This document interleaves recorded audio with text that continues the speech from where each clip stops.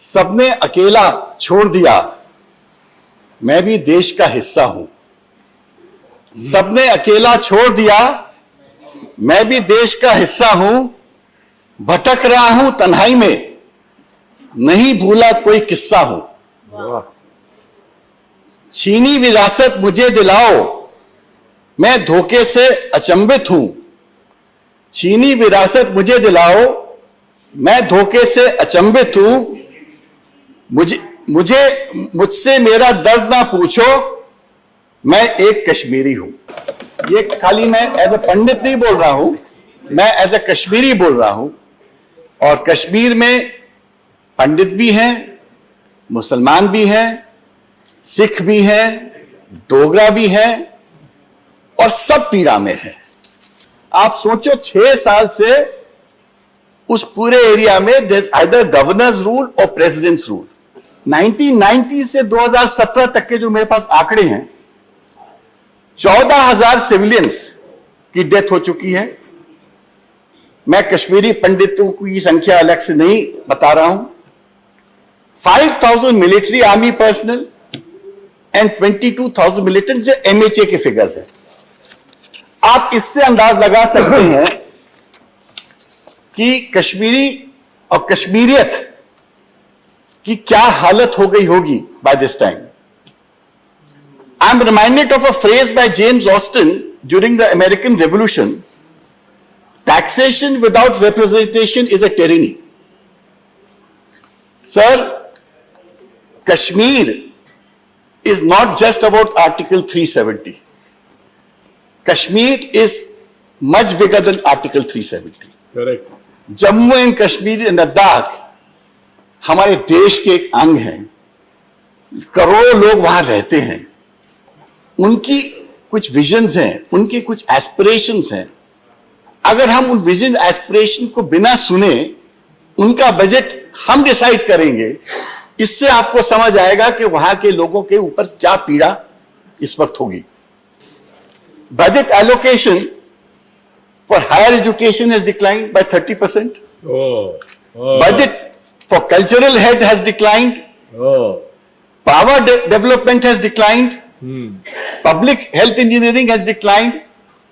All this is happening because priority के लिए जो एक डिस्कशन होना चाहिए, प्रायोरिटी के लिए जो एक मीटिंग ऑफ माइंड्स होनी चाहिए, वो पॉसिबल नहीं है, क्योंकि वहां असेंबली नहीं है और यहां पर उनके नुमाइंदे नहीं। हम लोग कुछ दिन पहले as a parliamentary delegation Srinagar में थे। हम लोग जब डल लेक में गए, डल लेक की जो हालत देखी तो रोना आया। पूरे वीड्स भरे थे, 2 या 3 मशीन चल रही थी।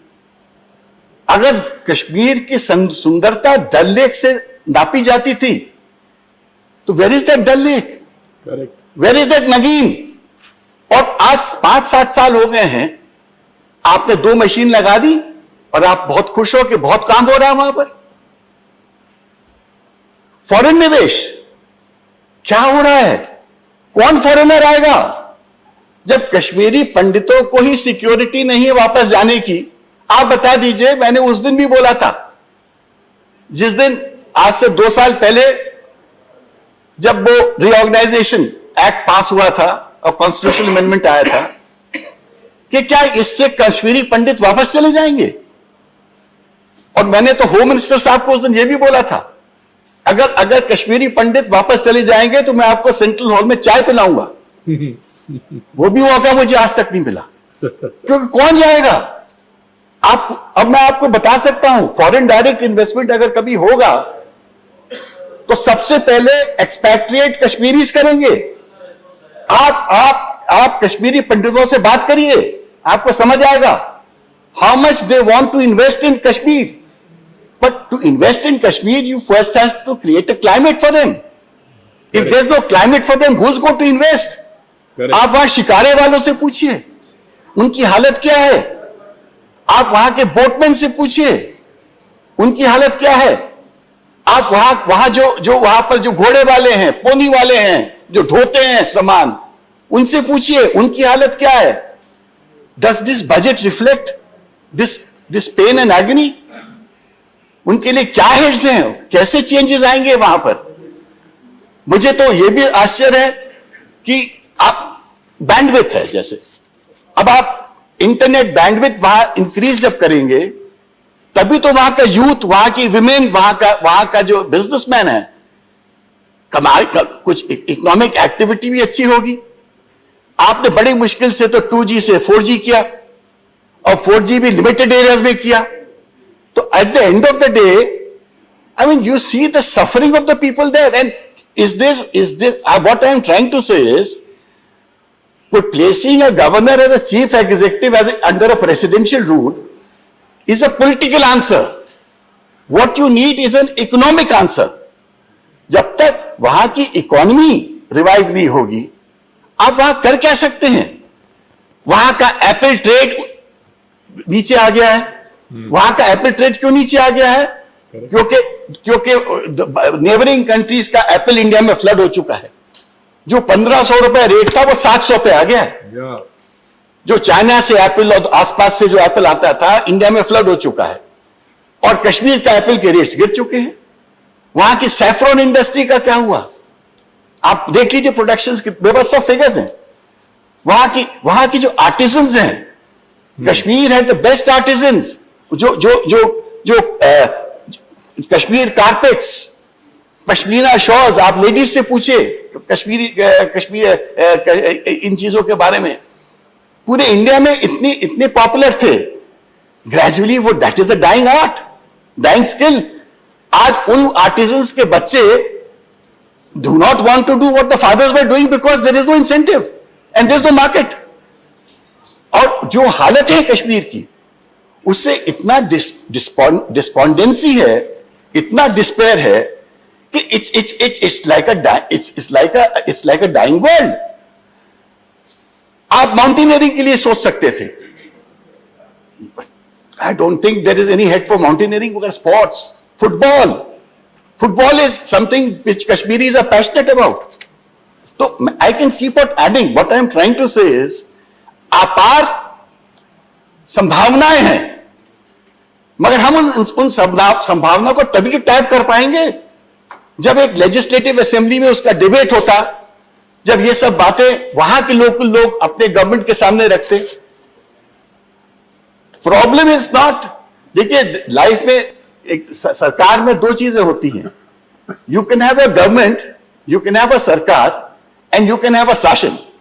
कश्मीर में शासन है, सरकार नहीं है। सरकार लोकतांत्रिक होती है, शासन गवर्नर रूल होता है। There is a chief executive appointed by the president. तो आज वहां पर अब आप उन शासकों से क्या एक्सपेक्ट करते हैं? इसी तरह मैंने, अब हमको याद है, आज प्रहलाद भाई नहीं बैठे हैं, कश्मीर का बैट, कश्मीर विलो कितना फेमस ब्रांड होता था, क्रिकेटिंग बैट। आज कोई इसकी बात कर रहा है? Who is talking of that bat? आप इमेजिन नहीं कर सकते कि वहां के लोगों की क्या हालत है।